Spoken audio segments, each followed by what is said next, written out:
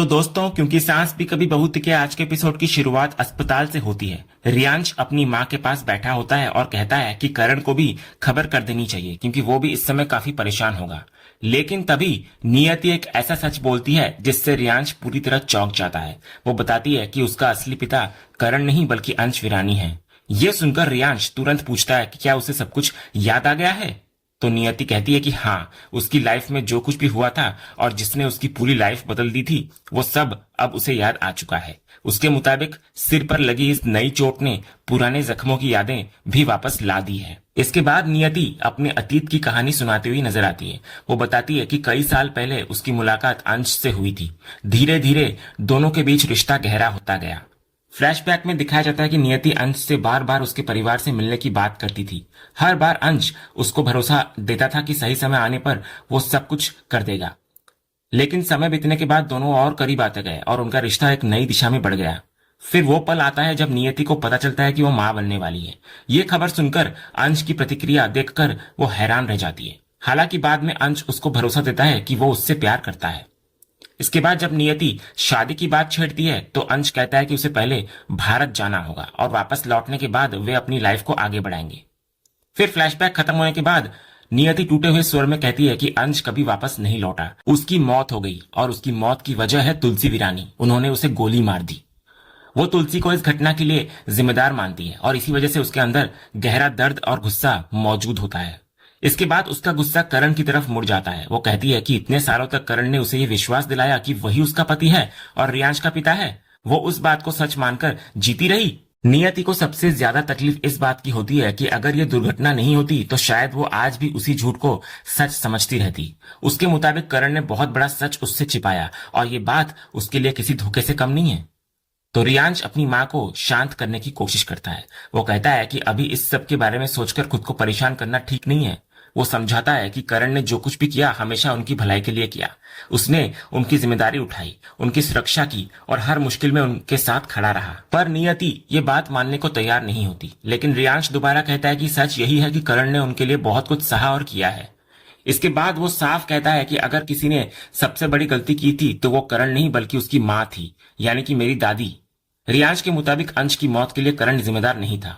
वो ये भी कहता है कि करण उसका असली पिता भले ना हो लेकिन उसने कभी उसे पिता की कमी महसूस नहीं होने दी, इसलिए वो करण को गलत ठहराने के पक्ष में नहीं है।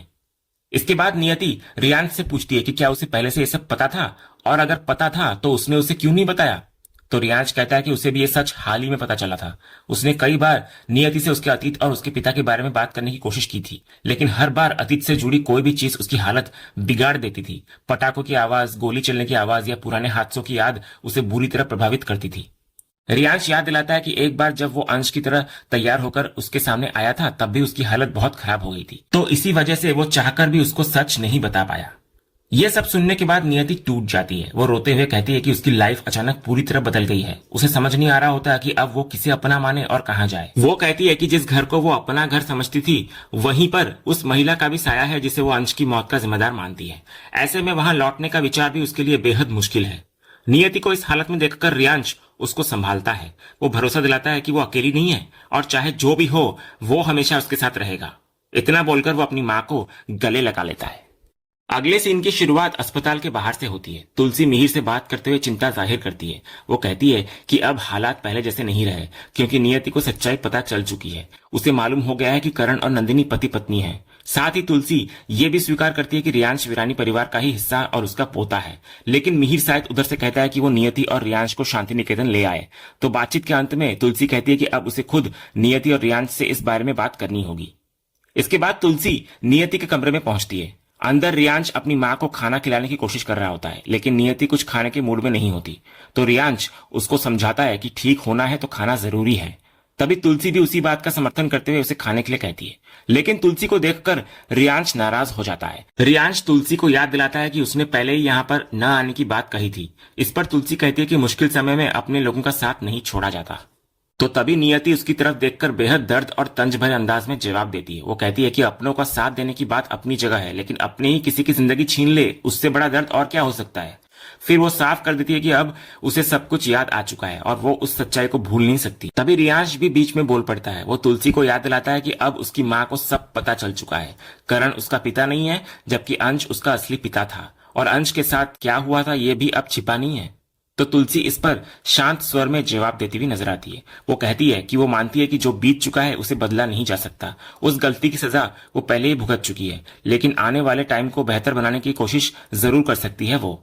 इसी वजह से वो चाहती है कि अस्पताल से छुट्टी मिलने के बाद नियति और रियांश दोबारा शांति निकेतन लौट आए। लेकिन नियति इस प्रस्ताव पर सवाल उठाती है। वो पूछती है कि आखिर वो वहां किस अधिकार से रहेगी।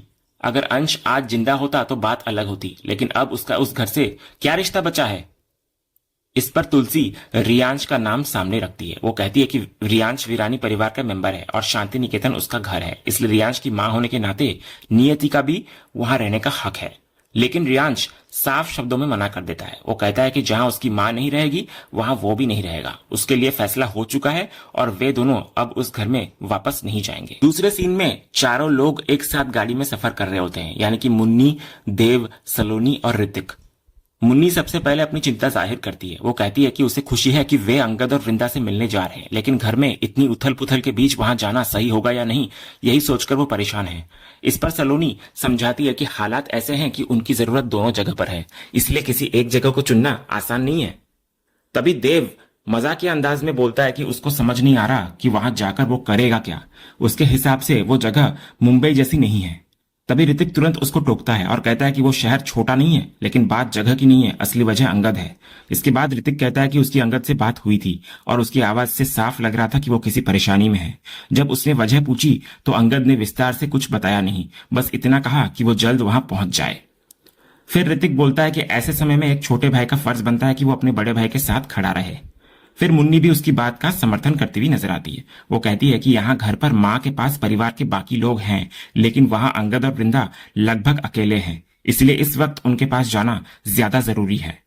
फिर आखिर में ऋतिक भावुक होकर अपनी सबसे बड़ी चिंता बताने लगता है। वो कहता है कि वो बस यही चाहता है कि उसकी माँ की लाइफ में चल रही सारी परेशानियां खत्म हो जाए, हालात सामान्य हो जाएं और उनकी लाइफ फिर से पहले की तरह सुकून भरी बन जाए।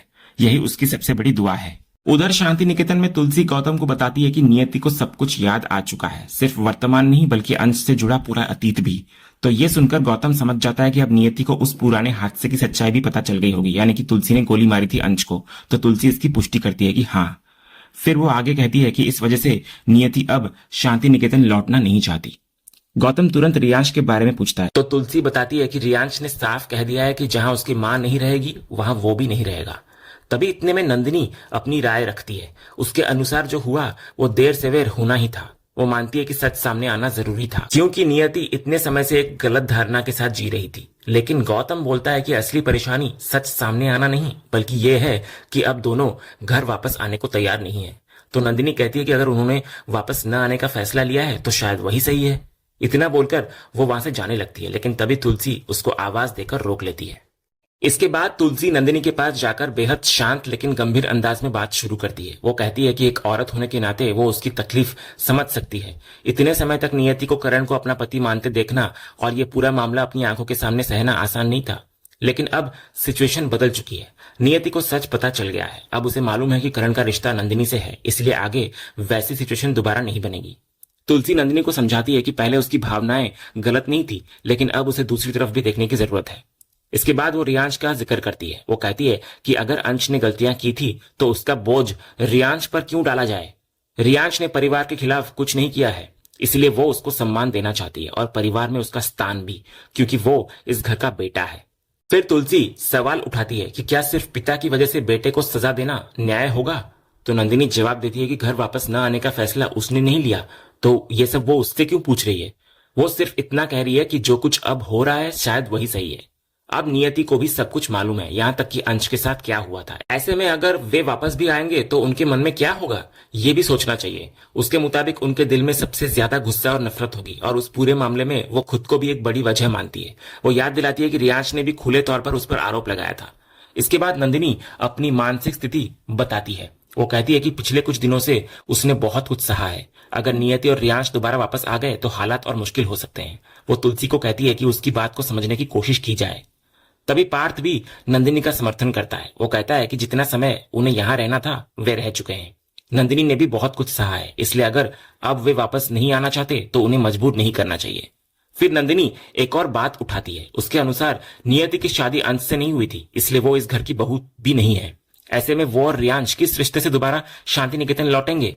यहीं से तुलसी बात को एक अलग दिशा में ले जाती है। वो नंदिनी से पूछती है कि पार्थ से उसका क्या रिश्ता है। तो नंदिनी जवाब देती है कि पार्थ उसका और करण का बेटा है। फिर देव का नाम आता है तो नंदिनी कहती है कि वो साहिल का बेटा है। इसके बाद तुलसी नकुल, ऋतिक, अंगद और बाकी बच्चों का जिक्र करती है। फिर आखिर में वो रियांश की बात करती है। नंदिनी कहती है कि वो नियति और अंश का बेटा है। तो तुलसी तुरंत कहती है कि अंश उसका बेटा था, इसीलिए रियांश उसके बेटे का बेटा हुआ, यानी कि उसका पोता। वो साफ करती है कि अगर ये परिवार उसका है, ये घर उसका है, तो उसके पोते का भी इस घर पर पूरा अधिकार है। नंदिनी फिर भी कहती है कि तुलसी सही फैसला नहीं ले रही और वो बिल्कुल गलत है। तो इस पर तुलसी बोलती है, अगर मैं गलत होती ना तो मंदिरा के बेटे करण को कभी नहीं अपनाती। मैंने गलती नहीं की, इसलिए आज करण की धर्मपत्नी नंदिनी वीरानी इस घर में मेरे सामने खड़े होकर मुझसे बहस कर रही है। इसके बाद तुलसी याद दिलाती है कि उसने करण को अपने बेटे की तरह अपनाया, हमेशा बेटे की तरह माना और आगे भी मानती रहेगी। नंदिनी उसकी बहू है, पार्थ और समायरा उसके पोते पोती हैं। फिर बेहद दर्द भरे स्वर में वो कहती है कि उसने कभी अपने बच्चों में फर्क नहीं किया, सभी को बराबर प्यार, सम्मान और अधिकार दिए हैं। आगे भी किसी के साथ भेदभाव नहीं होगा, चाहे वो अंश का बेटा ही क्यों ना हो। फिर अंत में तुलसी अपना फैसला सुनाती है। वो कहती है कि चाहे रियांश और नियति अभी वापस नहीं आना चाहते हो, लेकिन वो अपने पोते को उसका हक जरूर दिलाएगी। उसने तय कर लिया है कि किसी भी कीमत पर वो दोनों को फिर से शांति निकेतन वापस लेकर आएगी।